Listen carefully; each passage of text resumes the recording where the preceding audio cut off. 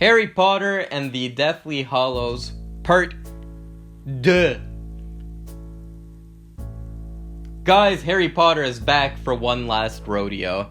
He's got to destroy the remaining Horcruxes, which are the chunks of soul of Lord Voldemort, and after that, he must destroy Voldemort once and for all with the aid of his two fidel friends, Hermione and one Ronald Weasley.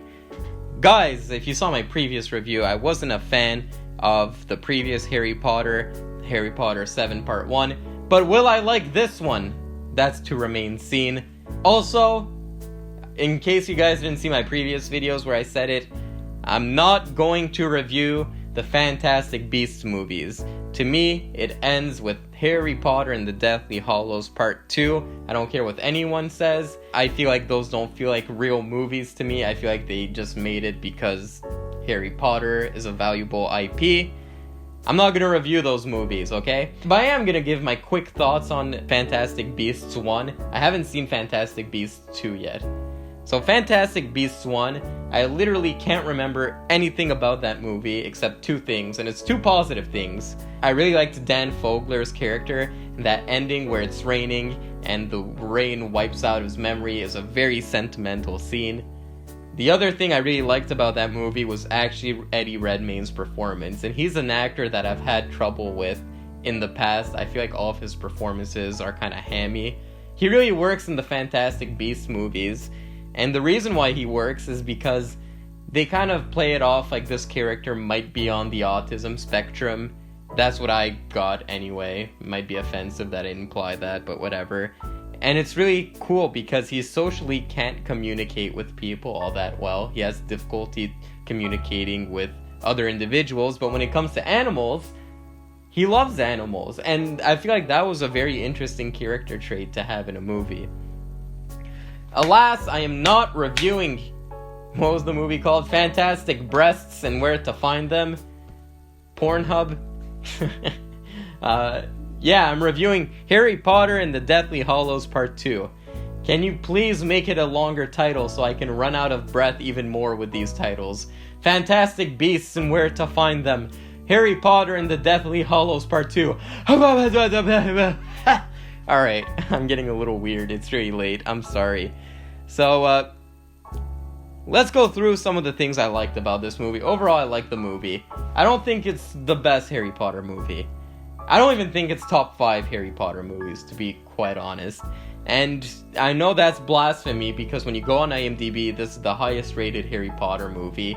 But what really works about this movie, is the finale. The finale, you have these kids that you've been following for so long, and it's emotional when you see them one last time. I get it.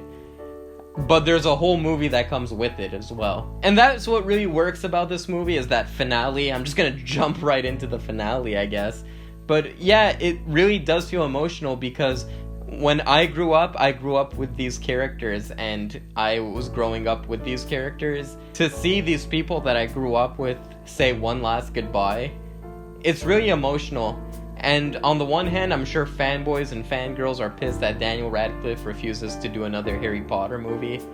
I think that's actually a really good decision on his part. Just let the movies be. They were a good franchise of movies, a good series of movies. They've had some ups and downs. Which franchise doesn't? But overall, it's just like a solid stack of movies to have on a shelf. You can pick one up whenever you want, and it's a good one. Just leave the movies be. I'm so happy Daniel Radcliffe doesn't want to return as Harry Potter. Part of that is because he's trying to distance himself as far as a performer, because, believe it or not, I don't know if you guys have ever seen another movie with Daniel Radcliffe. I think he's a really talented actor. Swiss Army Man. Great movie in my opinion. In Swiss Army Man, the boy plays a corpse. And I know what you're saying at home. How can a man play a corpse? Daniel Radcliffe plays it off. He plays a fucking corpse in that movie, and that corpse had a lot of heart. He's got a lot of heart, kid. I'm gonna talk about the ending more towards the end of my review, which I guess would be more appropriate. I just wanted to say that off the bat. This movie is glittered with plenty of callbacks to the previous Harry Potter movies. You got the Chamber of Secrets from the movie Chamber of Secrets. You got the bank Gringotts from the first Harry Potter movie. You got the Room of Requirements from the 5th Harry Potter movie. This movie reminded me a lot of Avengers Endgame. If you guys saw Avengers Endgame, they're time traveling to different set pieces of the previous films. This is basically doing the same thing. You're going to the Chamber of Secrets, the Room of Requirement, the Bank Vault, all these places, these iconic places from the previous film, in a kind of trotting adventure that you follow these characters with. And I thought that some of those callbacks were pretty neat. I liked it when they go to the Room of Requirement and it's just like this freaking garbage room now. I like that whole sequence where they're going in the bank and they have to ride a dragon out of the bank. I thought that was pretty neat. And then there's some parts where I feel like it's so on the nose that I'm like, okay, you didn't have to throw that in. There's a part where in the Room of Requirements, Harry Potter is climbing a mount of garbage and the pixies from the Chamber of Secrets start flying everywhere. And I was like, oh shit, here we go again. They're gonna pull the kids by the ears, and they didn't do anything. It was just some callback. Yeah, I thought that was kind of lazy, and there's a couple of those lazy callbacks in here. But when they actually do something with the previous films, settings, and totems and stuff like that, I feel like that's what's really good here. They bring back an iconic character from the previous films, which is, I don't know his name, but he's the goblin in the bank. Guys, I'm gonna go on a little rant here. I don't know if this is just a me thing.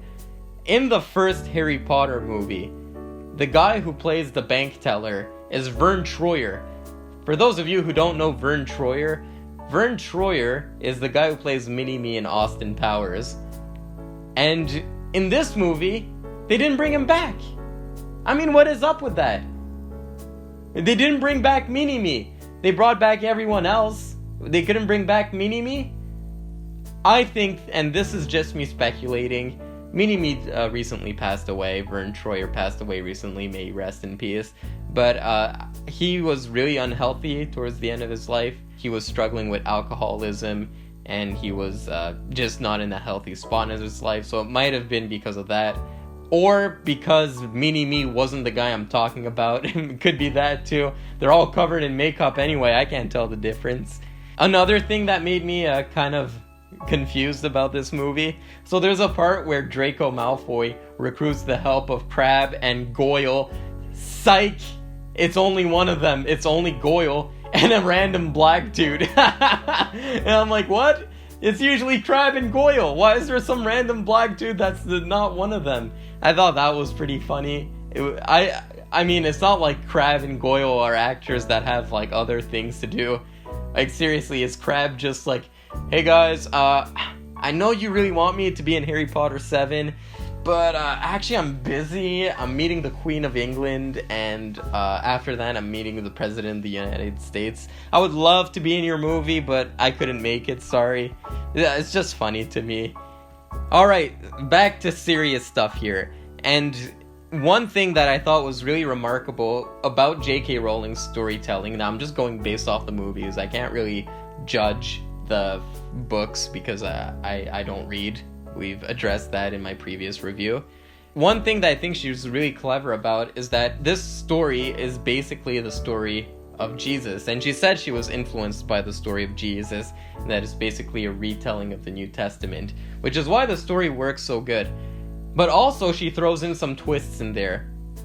So Harry Potter is the Jesus character, and especially in this movie, there's a lot of it alludes a lot to the Bible. Harry Potter knows that he's going to die, and a lot of the portion of this movie is him coming to terms with that, and he actually goes to heaven in this movie. He actually resurrects in some way. Yeah, it felt very Jesus. And Snape is basically your Judas character, but she does something really clever with Snape in this movie. You would think Snape is just a backstabber like Judas, but no, she actually redeems him. And you go back in the previous movies in that scene, and you'll see the parts in which he was actually there. He was actually the one protecting Harry Potter along the way, which it's a great twist on a story that we've heard numerous times. And it really works emotionally, because this is this character who you've learned to hate so much. And then you watched the previous movies through a different lens, and you're like, oh my god, The one thing that did strike me is, if you look back at Harry Potter 6, there's that scene where he kills Dumbledore, and he just marches away.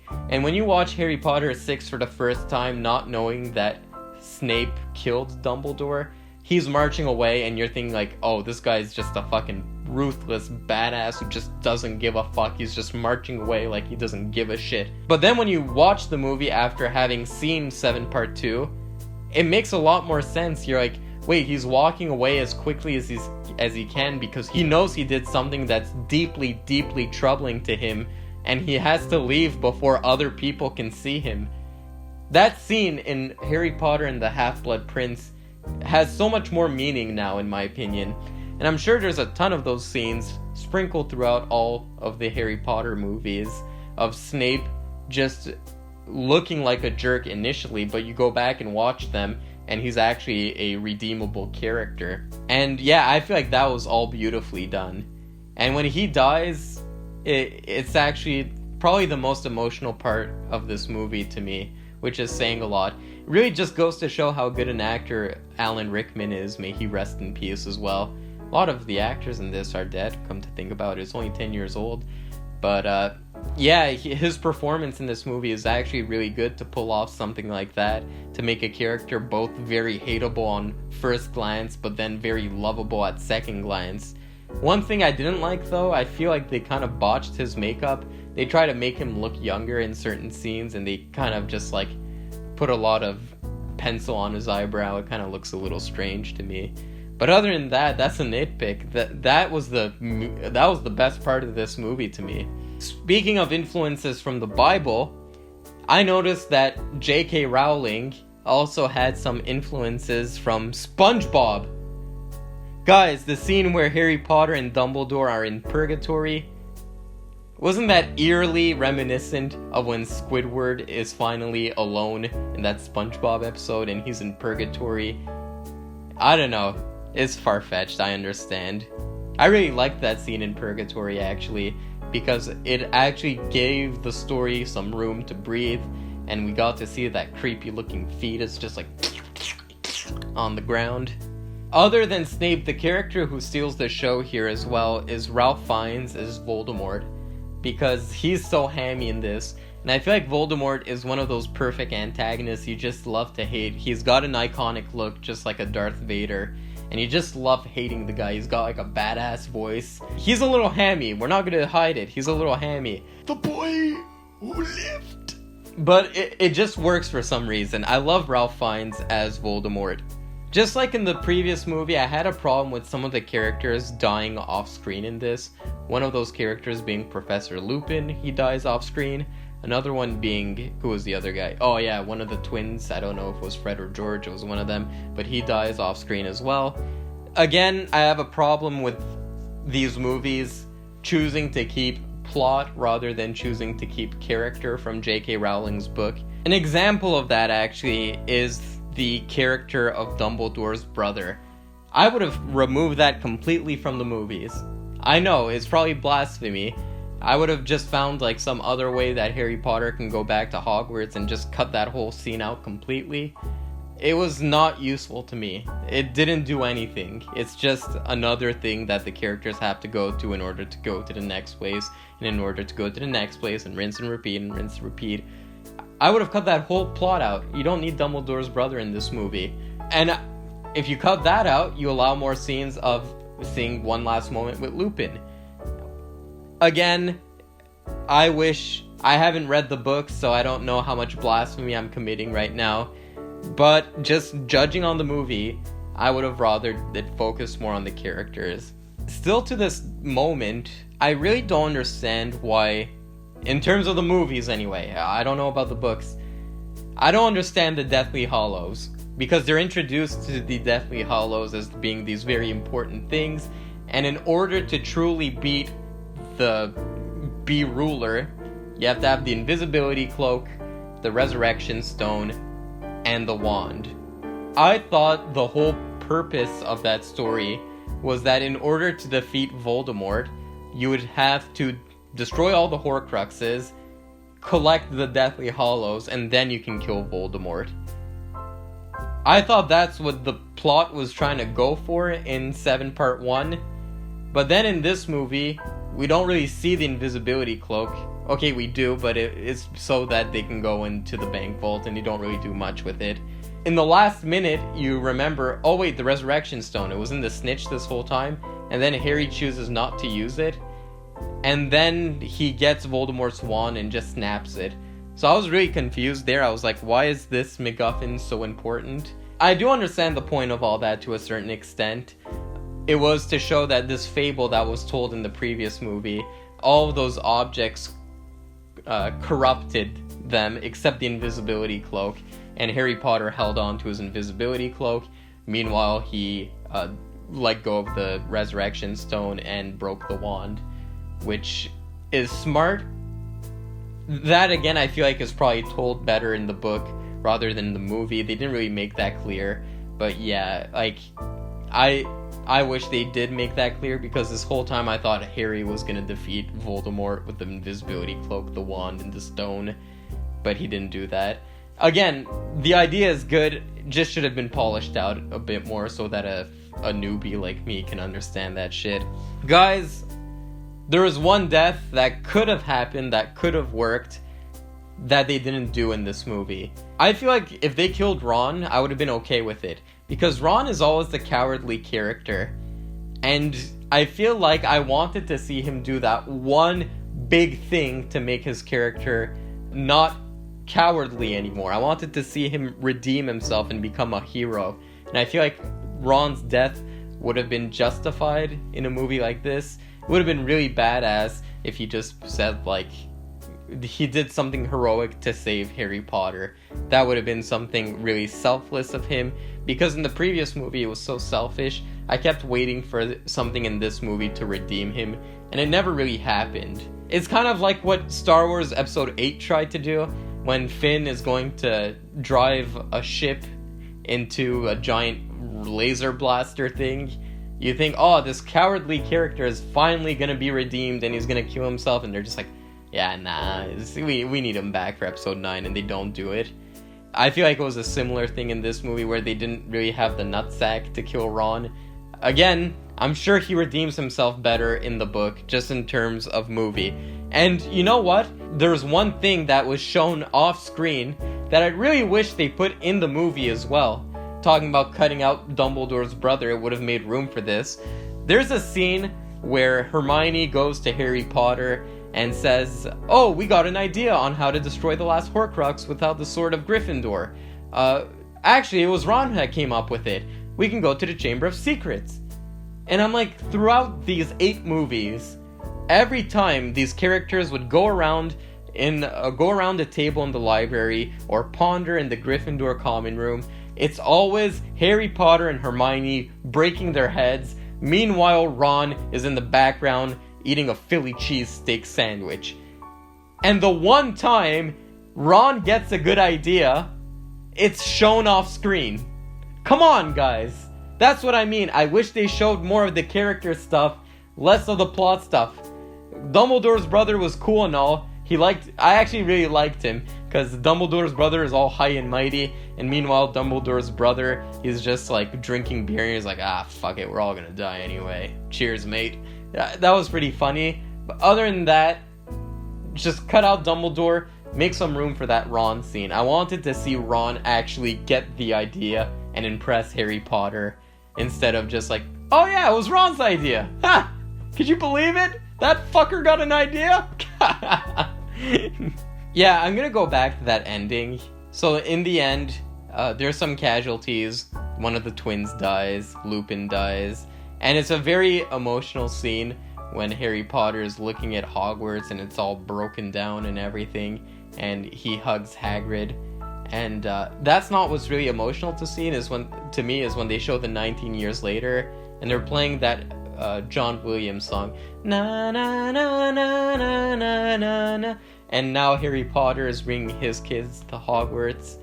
That's really what that got me in the feels. And I'm not even the biggest Harry Potter fan, but that's really what got me emotional in this movie as well, was seeing them grown up. And you know, it's like you have your friends in high school And then after a while, you get married and you have kids and see your friends every once in a while. And Ron put up weight. Fuck, I miss those days, you know? Yeah, it really felt like that. It had a lot of emotion. Harry Potter named his kid Albus Severus Potter, which is pretty cool. Yeah, that ending is so beautiful, and what makes it even more beautiful is the fact that this is truly the last time that we got to see Ron, Hermione, and Harry. Please, Warner Bros., please. I know they're under a new ownership right now. Discovery. It's no longer AT&T. Thank God. Discovery, please don't make anything with Harry Potter, Hermione, and Ron. Just don't touch it ever again. Let that be the last moment we see these characters. That was so beautiful. I don't want to see anything else with those three characters. It got me thinking a lot of Marvel. Because Marvel, one of the problems they have is that they don't want to have a last movie.